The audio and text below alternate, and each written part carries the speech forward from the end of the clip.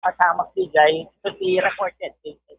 I reported kada kami 7:30, then may metadagos CBFP tayo, then DJ napula damit, then DJ lang. Talagang makas makita tayo, dagitoy light materials kami, kayo, ito nga nalaka. Tapos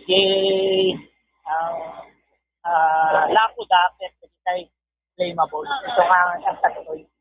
So nga na iti damag kayo doktor, dati namunganayan na dati uram doktor, dati kadi ang gamatatang talaga nga subsuban na. DJ to, maamuan tayo to iti BFP, iti investigation.